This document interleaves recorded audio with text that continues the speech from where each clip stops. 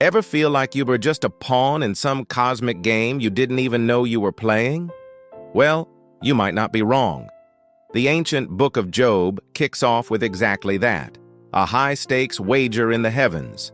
A divine conversation frames Job's suffering not as a punishment for something he did wrong, but as a test of his integrity.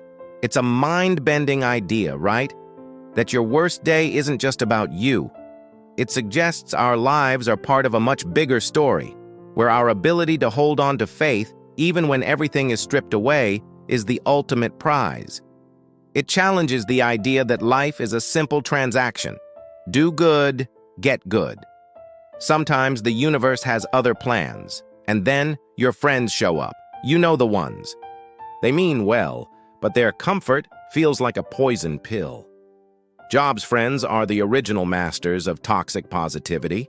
They march in with their neat little theories, insisting that he must have done something to deserve all this pain. Just think positive. Confess your secret sin. Sound familiar? They try to cram his immense, complex suffering into a tiny box of simple logic. But here's the kicker. At the end of the story, God doesn't praise the well-meaning friends. He sides with Job, the guy who was screaming, crying, and demanding answers.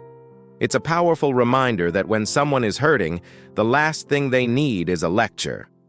Sometimes the most spiritual thing you can do is just sit with them in their pain, without trying to explain it away. So after all this suffering, after losing everything, what answer does Job get from God? Brace yourself, because it's not what you'd expect. God finally speaks from a whirlwind, but he doesn't give a neat, tidy explanation. There's no, "Oh, Job, here's the step-by-step reason your life fell apart."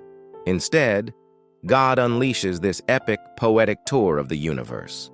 He's like, "Were you there when I laid the foundations of the earth? Do you know how I guide the stars or give birth to the mountain goats?" The point isn't to dodge the question, but to completely reframe it. The message is overwhelming.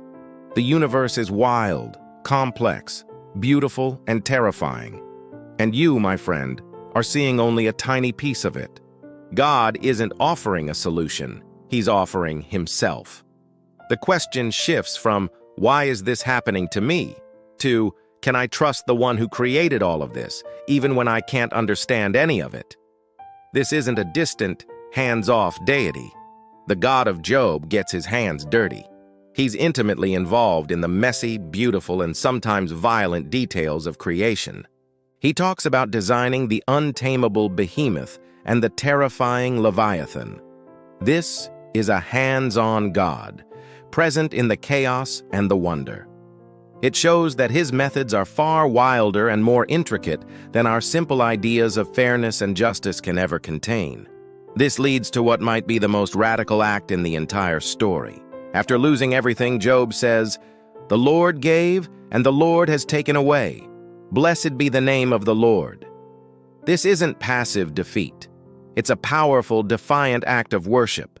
He's saying, "My faith in you is not a contract. It's not dependent on what you give me. It's unconditional." That's true freedom. In the end, Job's journey isn't about getting his wealth and family back, though he does. That's just the epilogue.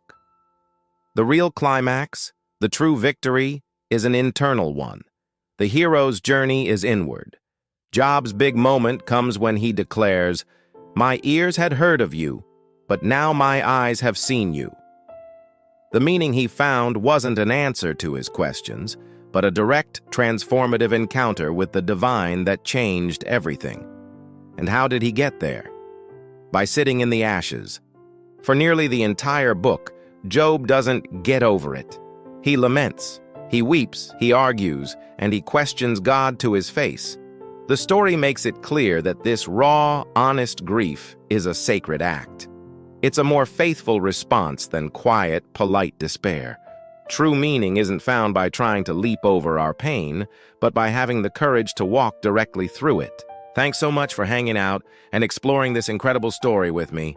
If this resonated with you, hit that like button and subscribe for more deep dives. See you in the next one.